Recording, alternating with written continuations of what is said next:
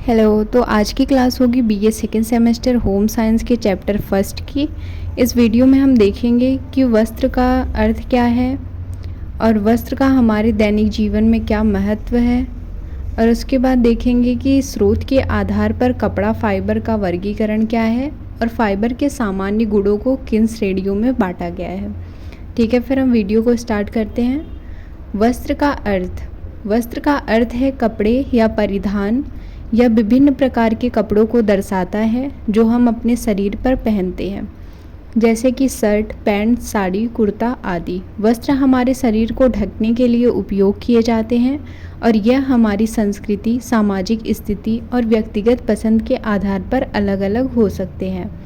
जीवन के मूलभूत आवश्यकताओं में वस्त्र का महत्वपूर्ण स्थान है। वस्त्र प्रत्येक वर्ग के व्यक्तियों के लिए अत्यंत आवश्यक होता है। यह ऋतुओं के दुष्प्रभाव से हमारी रक्षा करते हैं और वस्त्र का प्रयोग दो तरह से किया जाता है। पहला है सभ्यता के नाते शरीर को ढकने के लिए और दूसरा है प्राकृतिक कठिनाइयों से शरीर की रक्षा करने के लिए। परंतु सभ्यता एवं वस्त्र कला के विकास के साथ साथ इसका महत्व अन्य कई काम से भी किया जाता है, जैसे कि अपने को अधिक आकर्षक बनाने के लिए, सामाजिक स्थिति एवं संपदा को प्रदर्शित करने वाला तथा विभिन्न प्रकार के सेवा में कार्यक्रम व्यक्ति की प्रतिष्ठा के पहचान के लिए।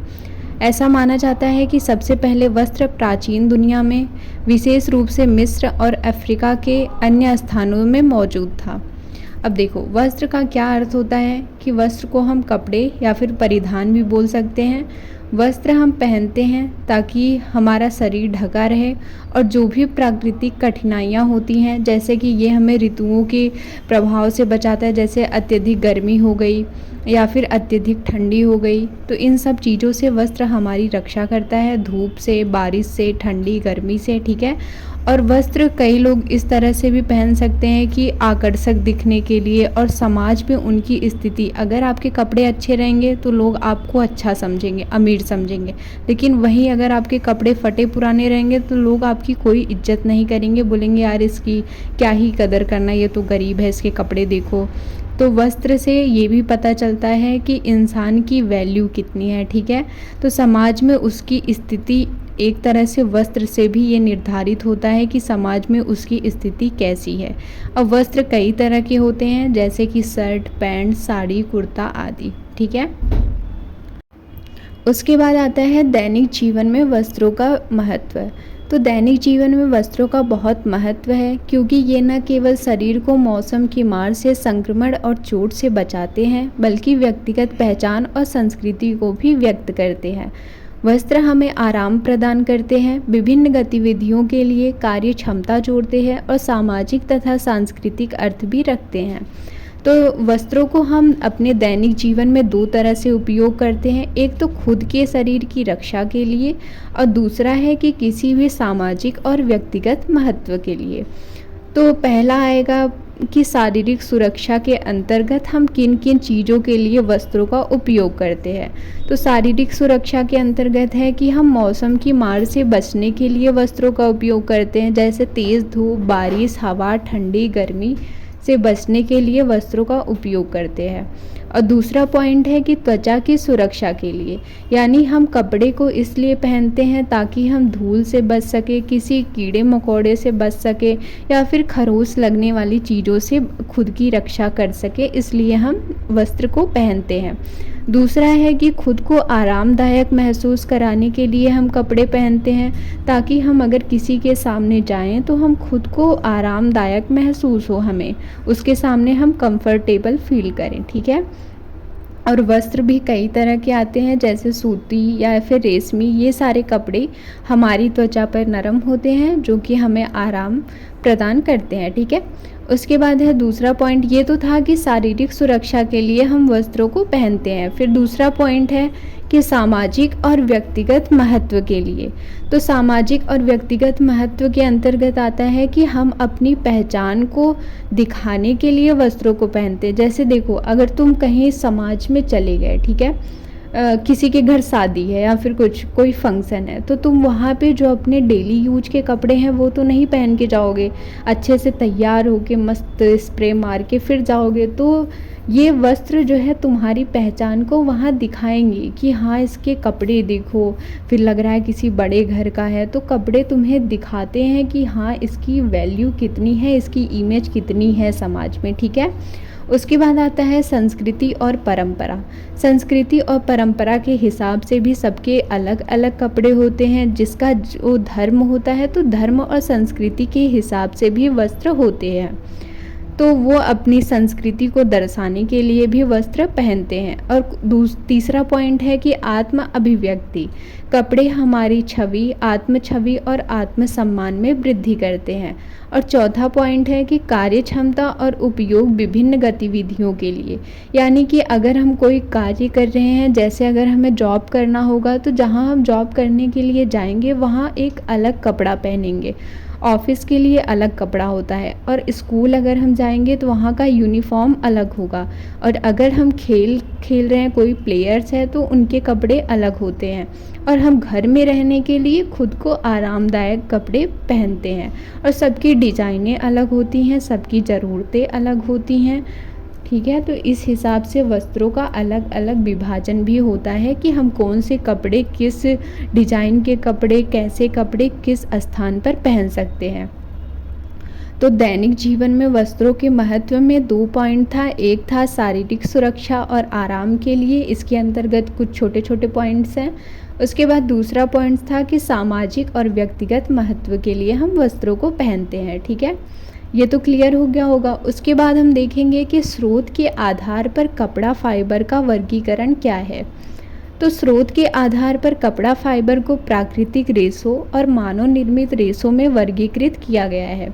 यानी स्रोत के आधार पर कपड़ा फाइबर को 2 भागों में बांटा गया है, एक प्राकृतिक रेशों में और दूसरा मानव निर्मित रेशों में। तो पहला है प्राकृतिक रेशे, यानी जो पौधों से और जानवरों और खनिजों से प्राप्त होते हैं, ये आएगा प्राकृतिक रेशों के अंतर्गत। और दूसरा है कि मानव निर्मित रेशे, ये आएंगे कृत्रिम पदार्थ से जो बनाए गए हैं, ये इसके अंतर्गत आएंगे। यानी जो मानव बनाया है उसे मानव निर्मित रेशों के अंतर्गत रखेंगे। और जो प्राकृतिक रेशे हैं, यानी जो प्रकृति में पहले से मौजूद हैं, जो पेड़ पौधों से मिल रहे हैं, हमें जानवरों से मिल रहे हैं, या फिर जो रेशे खनिजों से प्राप्त होते हैं।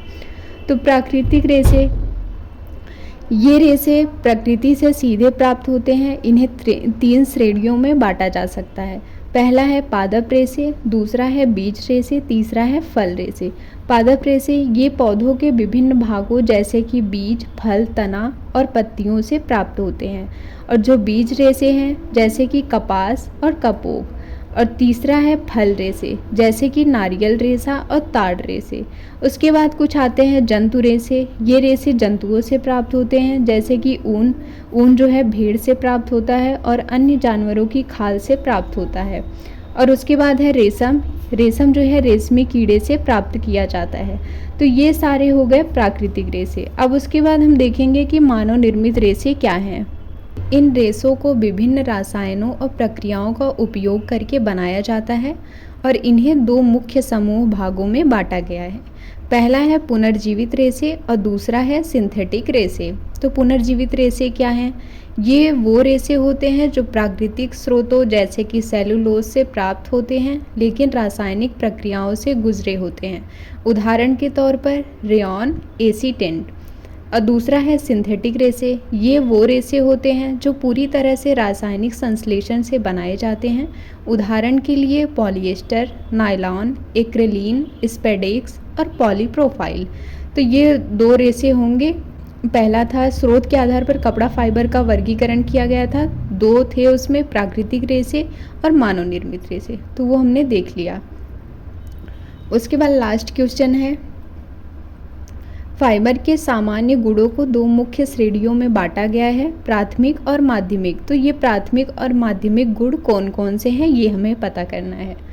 तो देख लेते हैं फिर। प्राथमिक गुण क्या हैं? ये वो गुण होते हैं जो रेशे की भौतिक प्रकृति से संबंधित होते हैं और कताई के लिए आवश्यक होते हैं। अब देखो, प्राथमिक का तो नाम ही है कि ये शुरुआती प्रक्रिया होगी, किसी भी चीज़ की शुरुआती प्रक्रिया को ही हम प्राथमिक बोल सकते हैं।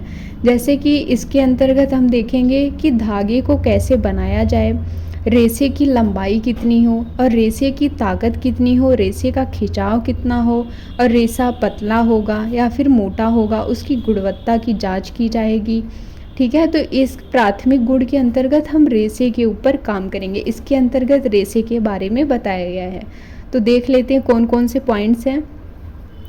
पहला है कि लंबाई, रेशे की लंबाई रेशे को सूत या धागे में बदलने की क्षमता निर्धारित करती है। दूसरा है मजबूती, रेशे की ताकत और खिंचाव के प्रति उसकी सहनशीलता कितनी हो सकती है। तीसरा पॉइंट है सुंदरता या फिर बारीकी, रेशे का पतलापन जो सूत की कोमलता और गुणवत्ता को प्रभावित करता है। उसके बाद का पॉइंट है लचीलापन या फिर नमनीयता, रेशे का मुड़ने का और आकार बदलने का गुण कितना हो सकता है। उसके बाद है समानता, रेशे का पूरी लंबाई में समान होना जो कपड़े की गुणवत्ता के लिए महत्वपूर्ण है। यानी कि प्राथमिक गुण के अंतर्गत हमें ये देखना है कि रेशे कैसे हो सकते हैं, रेशे की लंबाई कितनी होगी, रेशे मजबूत होंगे, उनका खिंचाव कितना होगा, फिर वो कितने पतले होंगे या फिर उनकी गुणवत्ता कितनी होगी, कितने कोमल बारीक होंगे या फिर उसका लचीलापन कितना होगा और समानता कितनी होगी, यानी कि रेशे को कितना लंबा रख सकते हैं हम। तो प्राथमिक गुण के अंतर्गत यही देखेंगे।